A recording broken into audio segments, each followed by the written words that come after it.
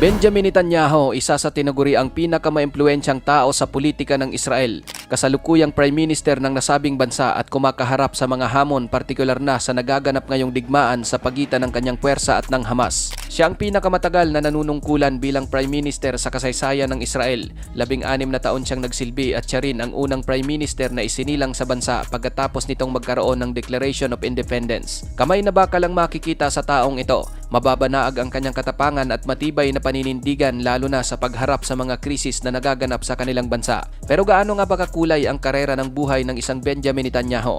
Paano ba siya nagsimula at paano niya napanatili ang matagal na pamumuno sa Israel?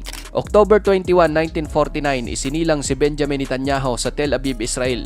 Isang kilalang historian ang kanyang ama na si Bencho Netanyahu. Pangalawa siya sa kanilang tatlong magkakapatid na kung saan ang kanyang nakatatandang kapatid na lalaki na si Yonatan Netanyahu ay isang special forces na napaslang sa panahon ng Israeli military operation sa Entebbe noong 1976. Nagkamalay at nag-aral ng elementarya si Netanyahu sa Jerusalem kung saan nakita ang ilan sa mga kopya ng kanyang pagsusuri noong siya'y nasa ika-6 na baitang na siya ay isang batang magalang, matulungin, responsable, maagap, palakaibigan, disiplinado, masayahin, matapang, aktibo at masunurin. Ngunit sa pagitan ng 1956 at 1958 at mula 1963 hanggang 1967, ang kanyang pamilya ay nanirahan sa Estados Unidos sa Cheltenham Township, Pennsylvania, kung saan dito na rin nagtapos ng high school si Netanyahu.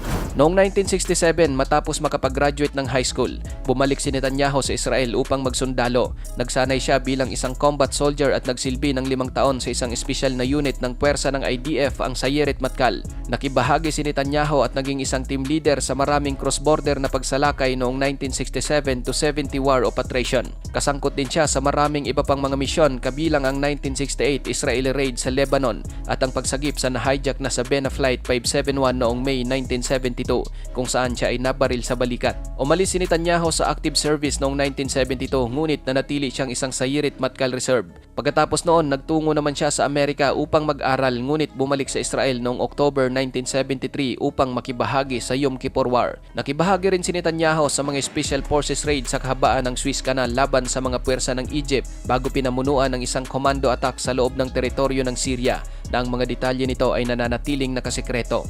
Bumalik si Netanyahu sa Estados Unidos noong huling bahagi ng 1972 upang mag-aral ng arkitektura kung saan sa mga panahong iyon pinalitan niya ang kanyang pangalan mula sa Benjamin Netanyahu sa pagiging Bin Nitay. Nakatapos si Netanyahu ng bachelor's degree sa architecture noong February 1975 at nakakuha ng master's degree mula sa MIT o Massachusetts Institute of Technology Sloan School of Management noong June 1976. Kasabay nito siya ay nag-aral din ng isang doctorate in political science ngunit natigil ito dahil sa pagkamatay ng kanyang kapatid na sundalo. Sa MIT, nag-aral si Netanyahu ng 2 degree habang sabay-sabay na kumukuha ng mga kurso sa Harvard University. Nagtapos siya ng master's degree sa loob lamang ng 2.5 taon. Sa kabila ng kanyang pansamantalang pagtigil sa pag-aaral dahil sa kanyang pagbalik sa Israel para lumaban sa Yom Kippur War, sinabi ni Professor Leon Grosser ng MIT na sadyang napakahusay ni Netanyahu, napakatalino umano niya, organisado, malakas, makapangyarihan at alam niya kung ano ang gusto niyang gawin at kung paano ito gagawin. Nagsimula ang pampulitikang pag-akyat ni Netanyahu noong 1980s nang maglingkod siya bilang Deputy Chief of Mission sa Israeli Embassy sa Washington, D.C. Ang kanyang articulate advocacy para sa mga interes ng Israeli ay nakakuha ng atensyon sa mga political leaders sa kanilang bansa. Noong 1988, siya ay hinirang bilang ambassador to the United Nations ng Israel. Ang kanyang mga diplomatikong kasanayan at estilo ng pananalita ay nagbigay sa kanya ng isang reputasyon bilang isang matapang na tagapagtanggol ng Israel sa pandaigdigang yugto o international stage. Noong 1996, si Benjamin Netanyahu ang naging pinakabatang nahalal bilang Prime Minister ng Israel. Sa kanyang unang termino, nagpatupad siya ng mga reformang pang-ekonomiya na kilala bilang The Netanyahu Plan. Naglalayon itong gawing liberal ang ekonomiya ng Israel. Gayunpaman, ang kanyang pamumuno ay humarap sa mga hamon at natapos ang kanyang termino noong 1999 nang talunin siya ni Ehud Barak sa Israeli Prime Ministerial election. Sa kabila ng mga pag-urong, si Netanyahu ay nananatiling isang kilalang tao sa politika ng Israel. Ang political journey ni Netanyahu ay minarkahan ng isang serye ng mga hamon at pagbabalik. Pansamantala siyang natigil sa politika ngunit bumalik sa pagiging Prime Minister noong 2009 at nagsilbi ng 3 magkakasunod na termino hanggang 2021. Ang kanyang pamumuno ay nakipagbuno rin sa mga komplikadong isyo, partikular na tungkol sa mga isyo tulad ng Israeli-Palestinian conflict, Iran's nuclear program at internal political divisions.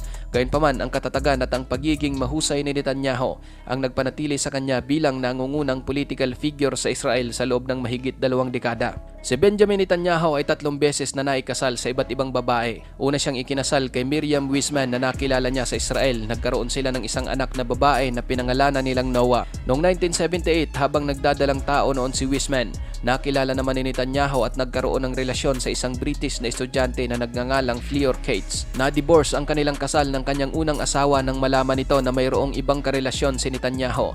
At matapos noong 1981, pinakasalan niya ang nooy kolehiyalang si Cates, ngunit nauwi rin sa divorce ang kanilang kasal noong 1988. Sa pangatlong pagkakataon, nakilala naman ni Netanyahu si Sarah bin Archie na isang flight attendant.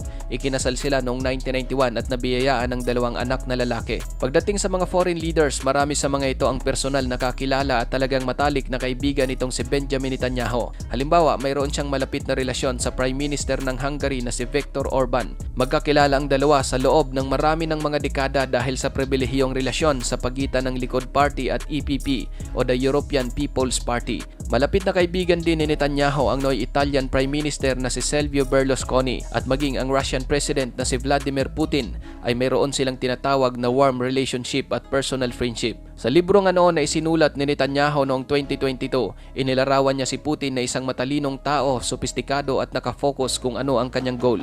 Matagal na ring magkakilala si Benjamin Netanyahu at ang dating Pangulo ng Amerika na si Donald Trump. Katunayan, ang ama ni Donald Trump na si Fred ay kaibigan din ni Netanyahu simula pa noong nanirahan siya sa New York noong mga 1980s. Ngayon mga kapatid, habang tinitignan natin ang kwento ng buhay ni Benjamin Netanyahu, napakahalagang kilalanin ang pangmatagalang epekto na mayroon siya sa pampulitikang tanawin ng Israel. Hinahangaan mo man o pinupuna ang kanyang mga patakaran, hindi pa rin may pagkakaila ang hindi matanggal na marka na kanyang iniwan sa kasaysayan ng Israel. Sa kasalukuyan, si Benjamin Netanyahu pa rin ang punong ministro ng Israel. Siya pa rin ang leader na patuloy na nagbubuklod sa mga Israeli at kasamang nakikibaka sa kasalukuyang krisis na nagaganap sa pagitan ng kanilang bansa at ng Hamas. Ikaw kapatid, ano ang masasabi mo sa topic na ito? Para sa iyong opinion, i-comment mo na yan sa ating comment section sa ibaba. At kung nagustuhan mo naman ang video ito, paiwan naman ako ng like at pasubscribe na rin sa ating munting channel. Maraming salamat sa panonood, hanggang sa susunod na naman nating upload. Peace out!